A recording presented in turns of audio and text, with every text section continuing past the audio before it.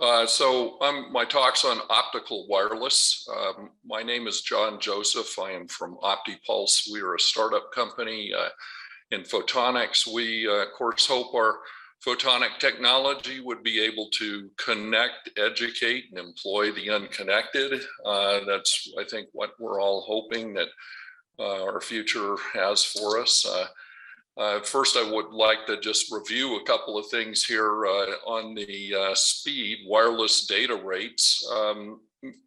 From my understanding, and I'm not a mobile scientist, but when 4G went to 5G, we had some issues because we went from towers and to deployment of really line of sight type RRUs, and because of that we experienced a lot of issues with that. We had to have more radios. They had to actually be directable, where MIMO had to be invented in order to direct the beams and move them around. We had a lot of costs because the new RRUs had to have fiber or high-speed connections to each one of them.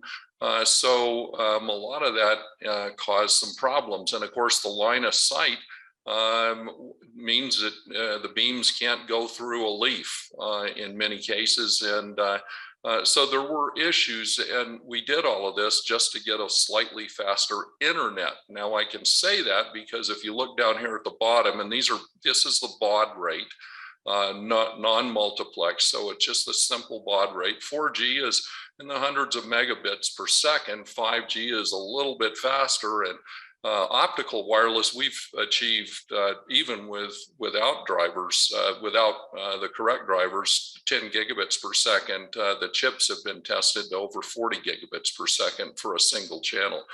So optical wireless holds a lot of promise for communications, what we would, let's talk about what the ideal optical wireless source would have. What would the attributes be? Well, inexpensive would be a great attribute. It would be great if it was invisible and eye safe, and it could have a beam divergence that was we could change. Higher bandwidth in fiber, is that possible? Have an extremely small form factor.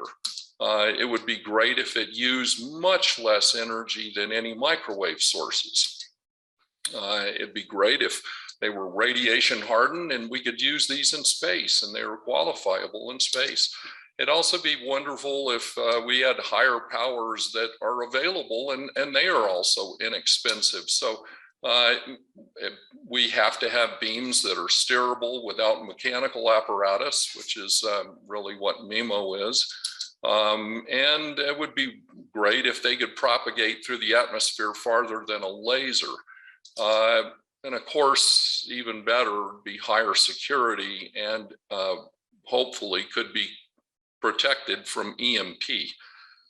So OptiPulse has created, that's exactly what we have invented. Our chips have all of these attributes, and I'll show you the data here shortly. This chip that you're looking at on the finger there has enough optical power in it to make a link over a mile at 25 gigabits per second. Right now, our systems are our prototypes are at 10 gigabits per second, but we're being limited by our drivers. So that's what OptiPulse has invented. We have 8 issued patents with CIPs and have multiple foreign filings on this. The chips have been produced in a production foundry. And I'll just tell you a little bit about why these are so different than any other kind of photonic source that is on the market right now. The reason is a new type of architecture that, of course, is in the patents. And this architecture allows us to simplify the manufacturing of it quite a bit. And it also allows us to take an array of lasers, as you can see, You can see these lasers here. In this case, there's 37 lasers on this chip. These lasers are back emitting, so they actually emit back through the back of this chip. The chip is transparent, and they come out these lenses. And these lenses are actually etched into the gallium arsenide substrate. So they are actually a wafer scale process. That's why it's pretty incredible that we can make this chip for $1. Basically, we can get 20,000 of these on a 4-inch wafer. The key here, what we're doing differently is we're summing all of these beams. No matter how many we put on this chip, we can sum them together passively by misaligning these optics. This array of optics is just slightly misaligned from the laser. So the lasers are, these are 100 micron center to center distances, and the lenses would be 102 micron center to center distances, for example. And that would allow all the beams to look like they all come together and cross and overlap at a specific point in front or behind the chip. So that point is very important because you have very uniform energy when they overlap. And if you put a projector lens focal point right at that overlapping point, you can get a uniform high power beam in the far field that has modulations at gigabits, tens of gigabits per second. Really what we've done here has been able to sum all of these lasers together to make it a single uniform source passively. Made it very inexpensive for these chips. And we've also, with this technique, we're able to actually put many chips on a single beam. So what we've done with this has actually got about 40 lasers on each one of these chips here. And all of these lasers are summed together in a beam that is centered right between the center of them. And they all come together and overlap and create a single beam, which another macro lens can project into the far field. And in this case, we could have different wavelengths of the chips. We could have 940, 980, and 1020, for example. And so we could be putting multiple signals on that chip very easily. We can also do pulse amplitude modulation by just breaking up those 40 lasers on each chip to something like 8, 16, and 32 groups. So we can get amplitude modulation. So there's many ways to multiplex this much farther than a single channel, but our single channels, I'll show you here in a minute, the data shows some of these devices are operating at 50 gigabits per second. And it's the reason for that is we've got a pretty incredible material scientist, Dr. Lott, who's designing the epitaxial growths. There's a lot of secret sauce in the fabrication of these, and that's why you can tell that. Well, anyway, so another incredible thing we found is that these are passive. This chip right here is being passively cooled, and this has made a link for us. So this is one of the chips that would work at a mile distance. So we have evaluation boards that will be shipping at the end of this year. We have been testing these. And as I said before, the drivers that we are currently using are only 10 gigabits per second. So they're limited to 10 gigabits per second, but the data shows they're much faster. For example, here, this is just a single aperture, a 16 micron aperture. Now, these are the lasers that are used behind fiber optics. They're called VCSELs, vertical cavity surface emitting lasers. And in this case, you can see there's almost 25 milliwatts of power in a single laser here. And that's pretty much a record, especially at these speeds. So this These devices are incredibly fast, and if the smaller the aperture, they go up past 30 gigabits per 30 gigahertz, which is actually above 50 gigabits per second. So the speed's incredible. They also have a very unique non or low coherent nature to them, because all of the lasers are actually different wavelengths because of the spread across the wafer that we make. So we can get a number of different wavelengths that kind of make the source a little bit broader. Now, we found out that's actually a very good thing. Phased arrays are difficult to make. They're very low power. When you do make them, it doesn't, and of course they're for directing the beams, the phased arrays, but we found a new way to direct the beams, which I'll show you here in a second. This is a LIV curve. That's to show you the voltage, current, and the light output. For instance, this is a 19 laser chip, same size as this one, and it's got 400 milliwatts of optical power out. Now, these chips act like a normal VCSEL laser. They have the attributes of a laser, other than they're much more eye safe. And another neat part of what we found out is that in this particular architecture we have 105 lasers are just as fast as a single laser. So there is no penalty in frequency response as we add power. There's some incredible, I guess you'd call it serendipitous discoveries we've made. One of them is that these sources that are low coherent actually mitigate scintillation.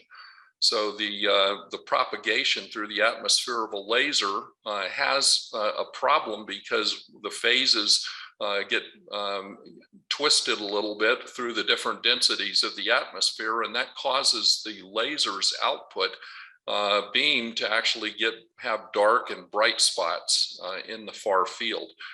So these sources have actually mitigate that issue, so they can actually go through the atmosphere farther. This was Dr. Sami Shakar from Tau Technologies work that I'd like to give to him. So who are we? We are the first three of us here all worked together over 30 years ago at Sandia National Labs. And our work was all based on taking fiber optics and optimizing the fiber optic lasers to make them faster and more reliable. So we're experts in this field, and we've worked in it for a number of years together. And we've added a great team for research. So really what we've done is put these chips in a system just to test where, can we make links with these. So this chip that you're looking at right here is behind one of these optical apparatus, and basically we have a full duplex link here. We've got the emitter and we've got the detector. And an interesting thing we found is we plugged in a fiber into this. Of course, we put this at one building and we basically made an wireless extension cord with a fiber across to another building at over 100 meters. And so we hooked them up wirelessly with this optical wireless device. And so the fiber in here actually happens to be kind of poor quality. Here, this is the fiber that we had to work with was 1 × 10⁻⁸ bit error rate, which is It is 10 gigabits per second, but it's not high quality. And as that signal, we turn that signal into an electrical signal, and then we feed it through our laser and detectors, and you can see the quality improve dramatically because of the speed of these devices. And then we put it through a timer that's in this circuit here, and we get a really clean signal out. This is iPerf chart, and this was actually for the full duplex link that we had between those two buildings wirelessly at 10 gigabits per second. And this actually went very well through a heavy rainstorm. And I think this is the data point actually just barely lost a little bit in that rainstorm. I'll explain why this is very weather resilient here in a second. But let's talk about the National Science Foundation's SBIR. We have a grant from them, and we are looking at non-mechanical beam steering. So in order to make a good optical source or a wireless source, we really need to direct the beam when it's line of sight.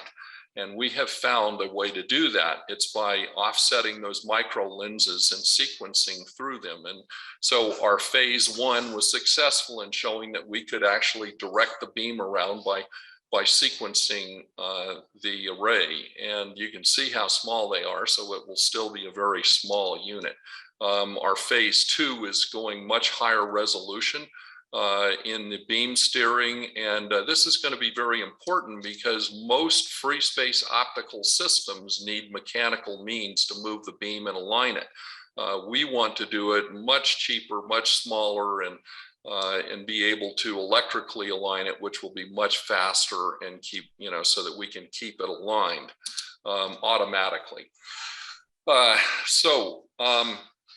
I'll go back just 1 second here to this and mention the part about weather resiliency.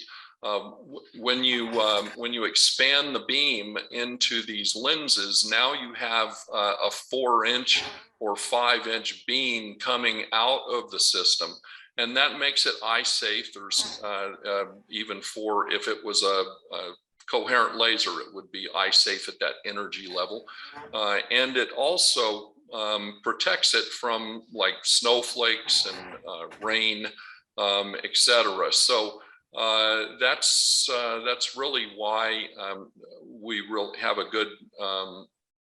good performance in poor weather.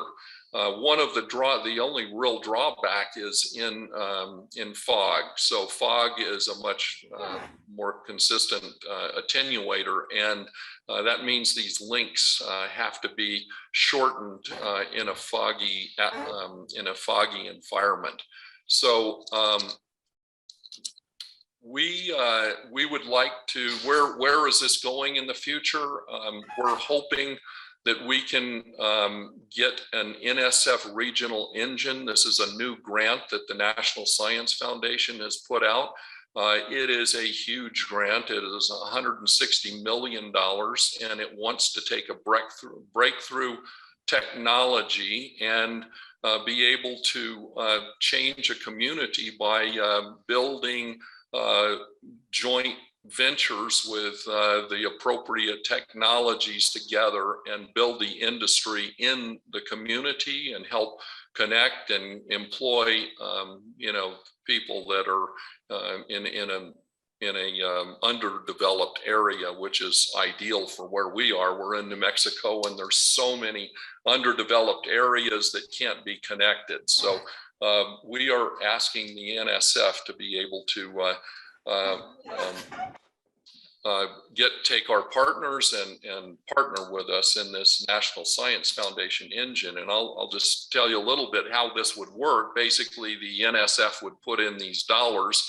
It's $160 million over 10 years. And we would partner with a number of companies that would make the components for a system or a product. And all of these components would really be designed, hopefully, by a national labs or a very high level research laboratory. And we would be able to put all of these components, integrate them into a system, and then we would develop that into a smart pole system, which would be able to deliver the communications. So our goal would be to develop, fabricate, assemble, and produce an inexpensive, environmentally friendly, high-speed infrastructure to connect the unconnected. And we would then deliver these to for low-cost community mesh networks. All of this activity here in the red, we are proposing that we actually build the industry into an area that is underdeveloped right now. And so we're trying to work with state officials to find out where the best areas in the state would be to really bring this industry in. What could we do with this? We think that we can make smart poles and bring a number of distribution points into a community. We would basically put up these smart poles within around a kilometer of each other.